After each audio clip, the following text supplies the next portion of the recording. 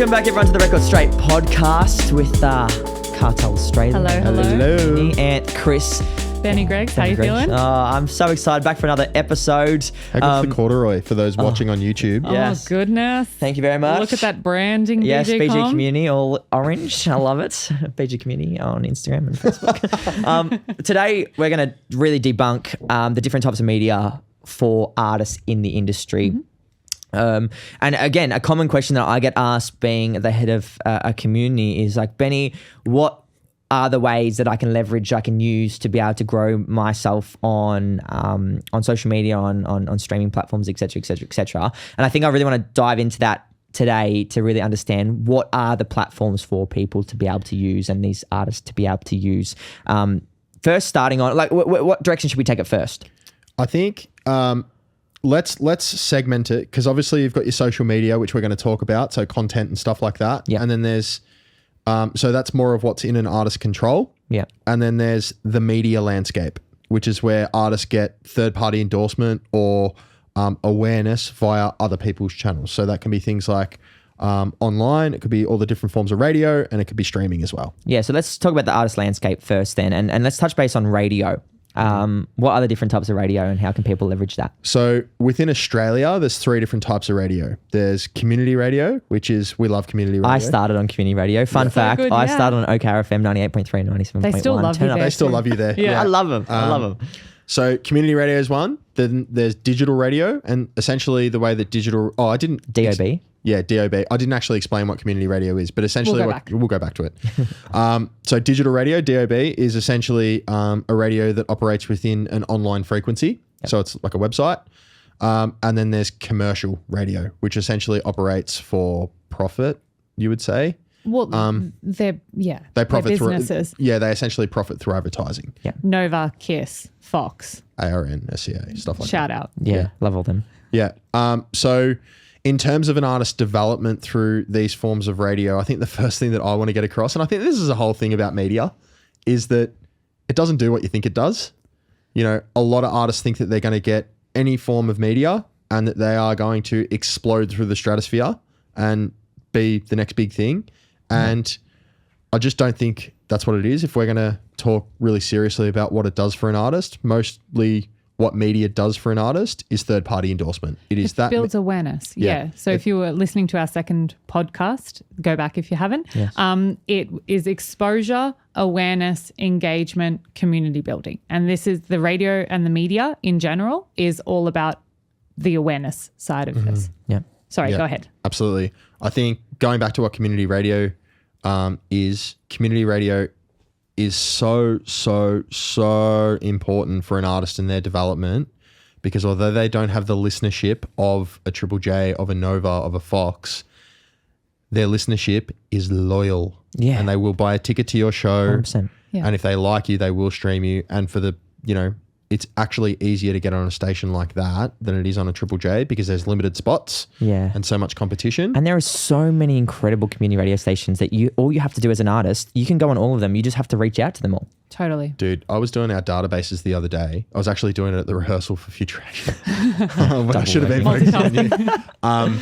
And, once a year we go through and fix up all our databases and stuff like that. There are so many community radio stations, not just in Victoria, but across the state. And the emails are so easy to find. It's just on their web, it's on the contact bar. And then it's not hard. And then also like tools like AMRAP, for example. Yeah. Great tool. Which essentially just blasts out songs to every relevant radio station ever. When I was on AMRAP, when I was on community radio, I had the AMRAP account, and I think I still do actually. And literally there would be this hot thing, would be like some fresh picks in Australia. And I remember like 50% of my show had to be Australian. Yeah. Yeah. Yeah. It's a just great tool. It's such a great tool. I think a lot of artists, they don't think about community radio because they're like, no one listens to it. I'm not going to get the clout here. They so do. And they focus only on commercial or your digitals like Triple J Unearthed.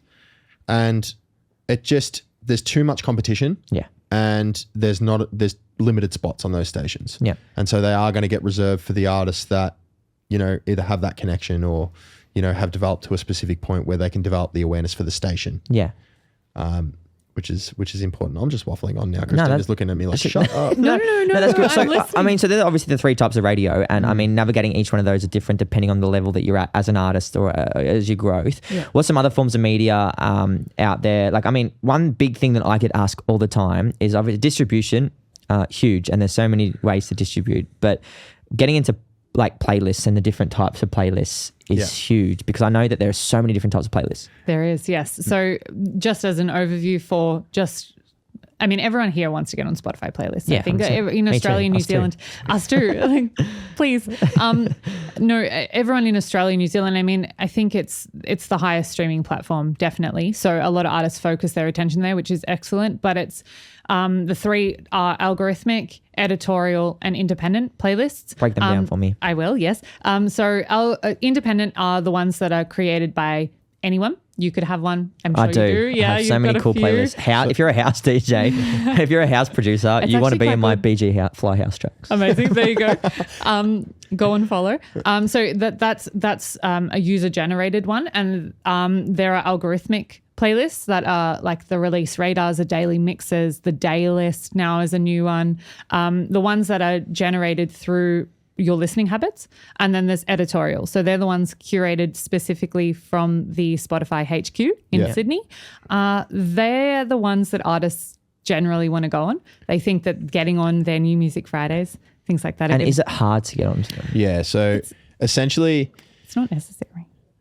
I mean, Wait, let's touch base on let's touch base on why it's not necessary. So essentially the reason it's not necessary is because for independent and emerging, I think. So what editorials are, and I'll get into how you can actually get onto them in a second, but why they aren't necessary is because they generate a maximum like amount of awareness, but awareness is an audience. So there's a really good stat out there that 89% of listeners that are ingesting music on an editorial playlist are ingesting the playlist, not the artist on the playlist. Yeah. So they're not going for artist discovery, So the listeners generally. Yeah. So if I listen to you in Coffee and Chill, which if we can make a song and you can be on Coffee I'd and be Chill. such a Coffee and Chill artist. Yeah. I'm not listening to Benny Gregg's on Coffee and Chill. I'm listening to Coffee and Chill. You listen to a vibe. Therefore, less likely to discover you. Yeah. Right. So for artists that already have an inbuilt audience and are looking to develop awareness within that audience they already have, editorial's fantastic. Yeah. So we're not here shit talking editorial. We're not saying that it's bad. It definitely has a place. It has its purpose. It does. I just don't think it has the amount of weight that independent artists place on it. So a lot of artists think that their releases are potentially a failure if they don't get onto editorial playlisting right away, and it's very much not the case because you don't have any control, and it also doesn't generate audience discovery. Yeah. Sorry, go ahead. No, I was just going to say, so the way that editorial works in terms of pitching is artists never have access, and this goes for every artist, major, indie, whatever. No one has access to the editorial team within their territory. So each major territory has a different editorial team, and it's split into genre and subgenre. And so the way that it would work is that all artists would do what's called their Spotify for Artists submission pitch, which I'm sure most artists know about. We can, if anybody doesn't know about it, hit me up. Speak to Cartel. Yeah, speak to cartel.australia.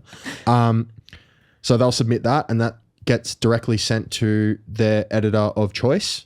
Not of choice, their editor of the genre. Yeah. And then your distributor, depending on whether they're an aggregate distributor or a personalized distributor. Explain.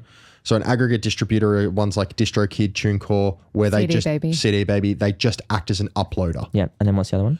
Is a more personalized service when you're dealing with someone in a personal setting. So you've developed a team around you, right? And it's their job to go to like a Noise Hive and stuff. Essentially, Noise Hive, Amy at Noise Hive, MGM, yeah. MGM, Ditto to some So extent. many, right? There's so many. Again, if anyone needs contacts, hit me up. On his LinkedIn. LinkedIn, Anthony.Agostino. Oh, God. Here we go. And it's essentially their role to do what's called an initial pitch. Yeah. So they'll go to Spotify, Tidal, Deezer, YouTube Music, Apple, etc., and they'll say, "Hey, X artist has got a release coming out. Here's the marketing. Here's the plan." Now, I've got to be very clear that during those initial pitches, they don't specifically pitch for playlisting. They just make the store aware of the artist. Yeah. So for artists out there, it's really important for you guys to understand that we can't judge a distributor based on the editorial that you receive because it's not necessarily in their control. Their job is to communicate it to the store. It's up to the store's discretion whether they add you or not. And it also there's a range of characteristics as to how or why you get editorially playlisted. So it really is about how active your Spotify profile is in the background, how many people are actually coming onto it. There are artists who are relatively new, but the reason that they're getting editorial playlisting is because they have an influx of people into their profile, or they are very, very active in their social media, or they have an opportunity for their live shows or something like that. So touch base on algorithmic playlisting. Is there a way that as an artist you can crack into that algorithm at all? Yeah. Absolutely. Oh, can I take this? Yeah, go ahead. Oh, I love this stuff. So Spotify shared a case study really recently. If I can find it, we'll put it in the show notes, but no guarantees because my emails are terrible. It was a while ago. But essentially, no, it was fairly recent, and it was that they shared a stat that 45% of all artist discovery globally on Spotify as a platform is coming from made-for-you algorithmic playlisting. Further to that, it said that when a normal music consumer, so just a random listener, so you listening to your house playlist or whatever it is, it said that there was an 83% chance that when someone clicks into the app of Spotify that isn't involved in music in any way, there's an 83% chance that person will click into one of the variations of their daily mix. And the reason for that is because... Or one of their playlists. Or one of their algorithmic...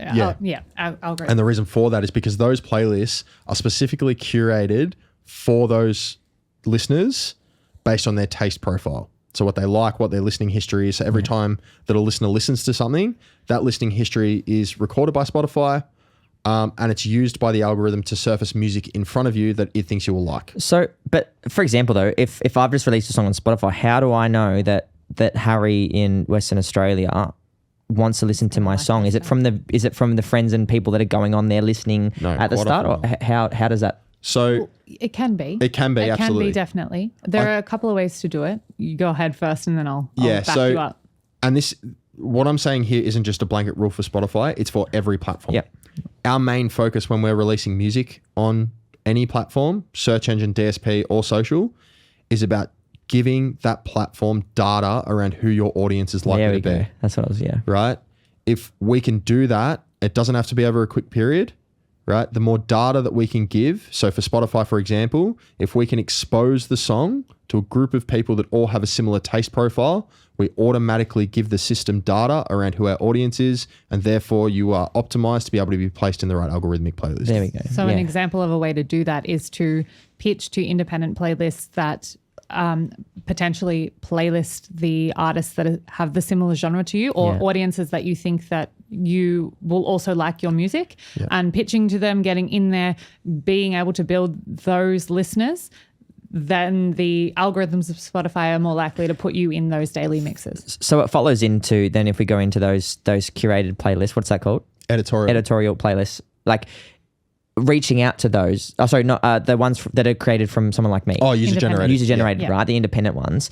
Then how does one, I feel like it starts independent, then it goes to the algorithmic, and then it goes to kind of like that. Essentially that's it. Yeah. How does one touch base with those people that are creating these playlists? Because I know that my BG Fly House tracks, for example, is now private because I didn't want anyone to take it. It was strange, right? I didn't want anyone to use my house tracks. But I know that when people go, oh, what's a playlist that you're using at your events? And then I show them, right? Which we're starting to incorporate more into the BG community so that people can actually have that catalogue in their own homes. Right. How does one contact those people? There's multiple ways you can do it, and there's multiple platforms that you can use to do it. There's things like Submit Hub, Groover, Muso Soup, that all help in terms of... All this taste profiling is really getting to me. But essentially, they're great platforms to be able to get a wide array of playlists. The thing with independent user-generated playlists is there's no regulation. So it can be a collection of... Different so things. The issue with your house tracks playlist, just say for example it wasn't private and it was public and people were pitching to you 2 weeks ago, that could have been like a heavy metal grunge playlist, and you may have 50,000 followers on it, for example, right? And when a normal artist sees that, they're going to go, holy hell, yes, let's get on that playlist. But the data that we're supplying to Spotify is wrong. It's very mixed, right? So I think the biggest misconception with playlisting in general is everyone's looking to get the number. Right. The number is not important, because if you get 1 million streams, that's not 1 million ticket sales. Right. The focus of independent user generated is to get that data right. So a really good tool for that would be Chartmetric is a really good tool. Myco Playlist Directory is a really good one. Chartmetric, for example, what you can do with Chartmetric is you can it's got a range of different tools that you can use it for different platforms. Just get the free trial. But get the free trial because it can get quite expensive. We got all the tips today. So what we're here for. That's why we're this paying is the money literally to, what the podcast is for. But essentially what you can do with Chartmetric is you can list any artist ever. So if you've got a reference track, artists that you feel like that share a similar audience, it could be anybody, right? And it'll list all of the playlists they've been in ever. From there, you can filter it to only include independent. And then from there, the data it gives you is how active that playlist is. How long it's been like in this sphere of this genre. It gives them the following. Most importantly, it gives you the predominant taste profile. Yeah, correct. So we can actually identify who is good specifically for that playlist. Yeah. Yeah. I didn't understand there's so much you can dive into in these environments. Like as a user that isn't creating music but that's consuming it. Yeah. We just take that for granted. Oh, totally. Like you think about it, right? Spotify's not built for the artist. Spotify couldn't care less about the artist. Built for the consumer. It's built for the consumer. It's built to make sure that whoever's paying $17.99 a month is going to continue to pay $17.99. It's going up a bit in price too. Yeah, it is. That's right. It's all right. We do it for work. We claim it on tax. So it's all good. Me too. But I think getting to... Did you say his name was Dave from WA? Yeah, Dave from WA. Dave from WA. It wasn't Dave. It was Harry, wasn't it? Oh, Harry. Harry or Dave. Okay, it's Bob, his cousin. Whoever. Anyone from WA.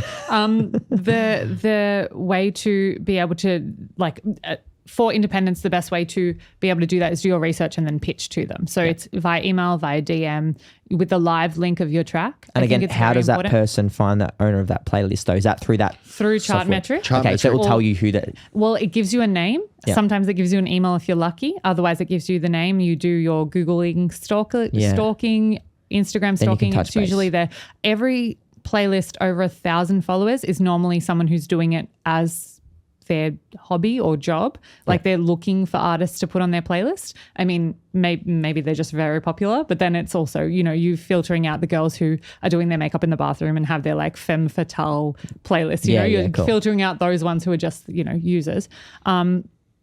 And you can pitch to them directly. You can also just do your research. I mean, if you type it in Google or go through Spotify itself and look at the independent playlists, there are generally emails that you can go and find. It's going to be genre specific first and foremost. Like that's the data that you want to generate for Spotify. So if you're finding your genre specific or vibe specific, I mean, there are a lot of I've done this for artists before. I search for vibe. Vibe. It's Most so important. It's my word of choice. It's like, you know what? The Saltburn stuff that's been happening recently, it's all that 2007 flashback stuff. We have told artists who are in that kind of sphere, I was actually going to do it for Anth the other day, is go through, find those independent playlists, and because they're so heavily, there are a lot of people looking at them right now, pitch the catalog. Go and pitch the catalog. Yeah. That's I'm a sucker for when I search for vibe, I go like tropical house, or I'll go for like wedding party bangers, or 2001 throwbacks or 2000 throwbacks. Even mood. Yeah, 100%. It's like, I want to create an atmosphere. I want to create a mood at an event. What do I search for? Yeah. And I think that's what people should be pitching towards. The big thing that I want to get across with this is that this is built over a catalog. It's not, I've got a great single, this single deserves to get 1 million streams, and then it gets 500 streams and then the artists get burnt out. Yeah.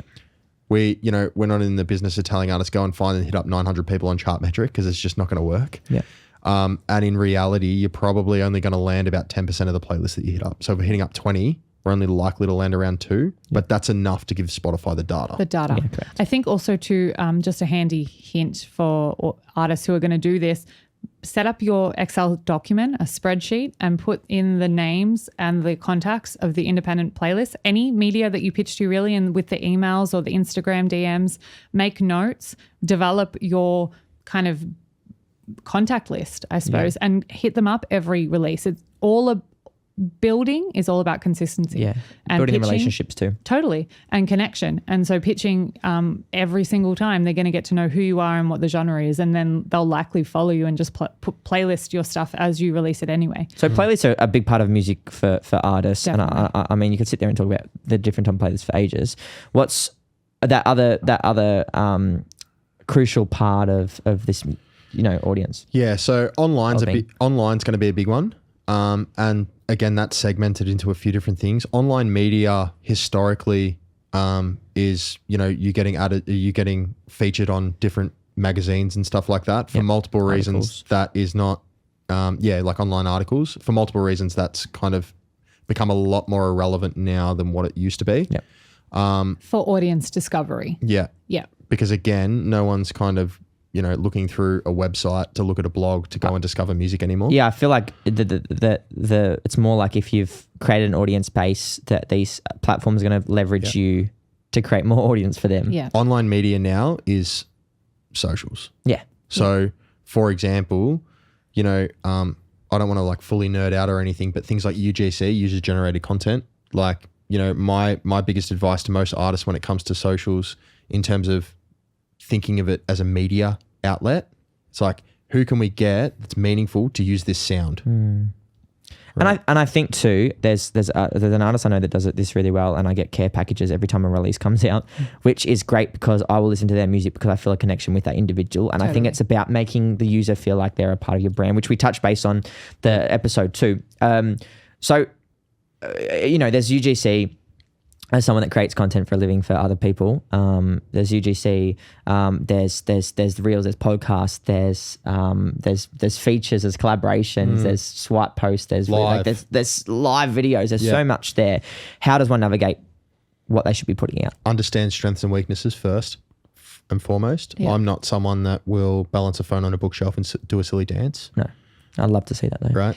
I It can do it would for you, be but I'm something. not going to put it on TikTok. Well, if we're not artists, but you look at our TikTok, and it's something where we needed to do something to be able to communicate to our audiences on that platform. Yeah. And it's literally just got to a point where I balance a phone and just as I'm having a meeting with an artist and spurt out anything that I think is useful, I'll hit record and we upload it. Yeah. And it's as simple as that. I think the other thing is that this is the part that most artists struggle with. Yeah. Yeah. They struggle with like content and socials as a whole because they see it as a job and as a chore.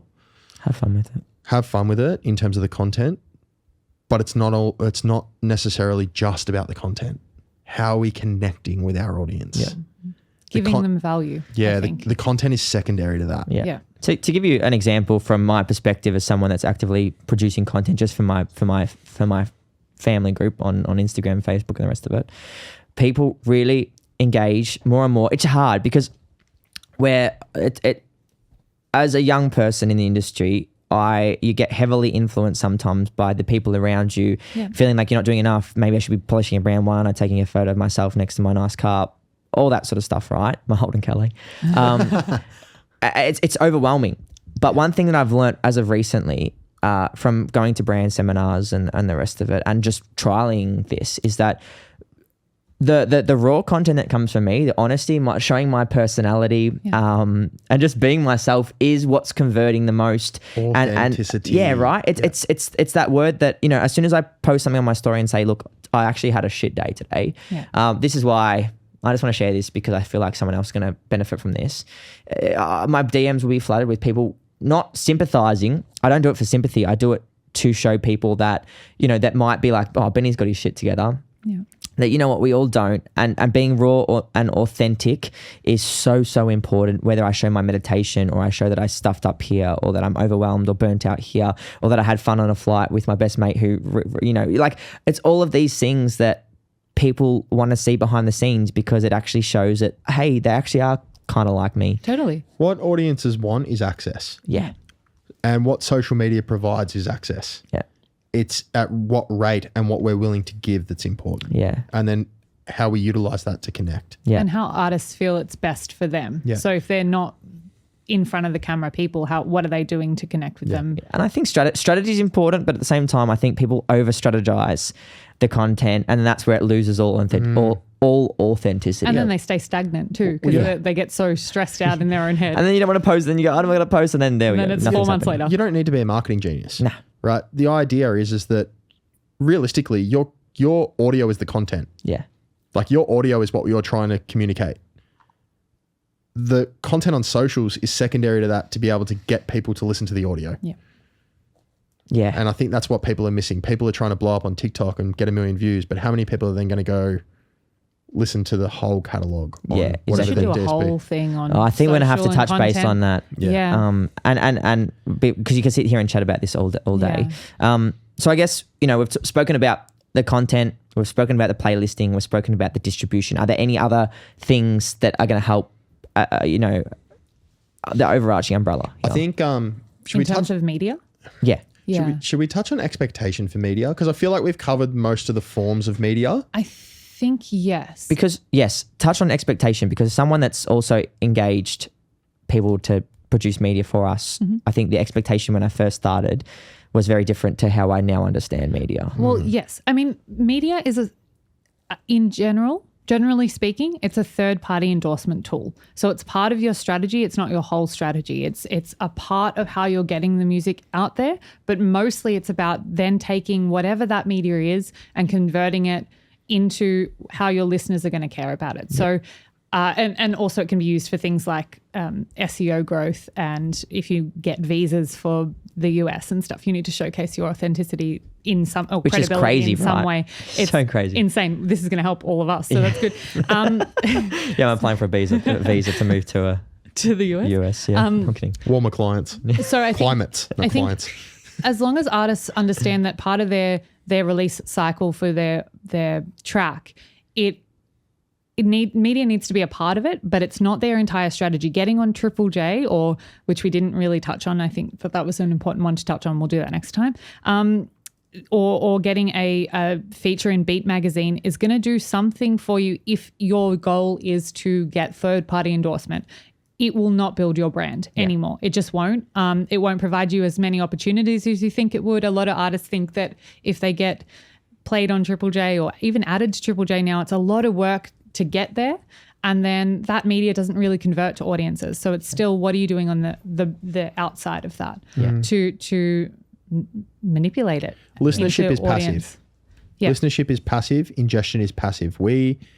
How many times have we opened up our phones with the intention of doing something and then gotten completely lost with what we're doing? It happens every day. Death scrolling, whatever. Oh. And so we can't expect the audience to remember a release date. Yeah. We can't expect an audience to hear us on Home and Hosed on Triple J and then go, I love that artist, I'm going to go listen to their Spotify. Because as soon as they open up their phone, they're going to be bombarded with 15 different things that they need to do, or that is going to take their attention, and they're not going to think about artists. And no hate to media. It does have its place. I just absolutely. think artists put a lot of emphasis on getting all of this stuff because they think it's going to mean credibility and it's going to mean audience engagement or make them feel better. That, again, the artist ego is something that we need to touch on. I think Anthony and I have got a lot of stories about that. But in the best way possible. In a learning way. In a learning way. And I think that it's just, as long as artists are very clear that streaming media, it's all a part of their journey. It's not their whole journey for each of their singles releases. Yeah. So I think there's so many, this podcast will be great over the next couple of weeks, the next couple of months, to be able to touch base on all these things, including content, including, what were you just saying then? The ego, from artists, and then understanding, case studies on artists too. So to summarize, again, what are we calling them? Pillars or different outlets that people can leverage? So you've got your online media. Yep. Radio. So community, commercial, and digital radio, and streaming. Yeah. So editorial. Independent, algorithmic. Editorial. Sorry.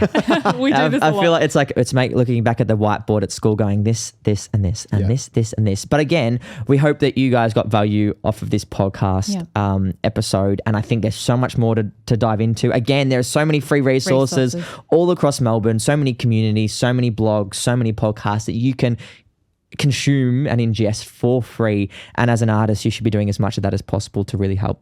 Definitely. And Level just up. feel free to DM or email. Yeah, all always of us. open. I think it's important too, just before we go, because I know that we're waffling on and we're going to go over time, but we are the times. Huh? Don't hire the PR company. Yeah. Put that money into your music. Yeah, I agree. At least for the time being. Until you know that you're doing all the PR yourself and you have all the contacts and you can develop those relationships Upskill yourself first. Then get the PR so that you can also be asking the right questions with your PR agent too. Keeping them accountable. It's important. But then also, for the PR agent's sake, like working with an artist that understands the assignment, you know, that they may not get everything. That's really important because it saves so many conversations and it allows the PR agent to spend much more time doing more meaningful stuff for that artist. Yeah. I think that's so important. But for the independent artists that we're trying to connect with through this podcast, upskill yourself first. Yeah. Please. Be We'll the go through be the that. toolkit. Yeah. Yeah. And if you need the tools, this is the podcast for you. Yeah. Thank you for I'm trying to think of listening. some really like little taglines. But anyway, great chatting with you guys as always. And Thank we you can't so wait to be much. back in the room ready for our next episode. Very keen. Thank See you you then. so much. See you guys. Bye Ciao, ciao. bye.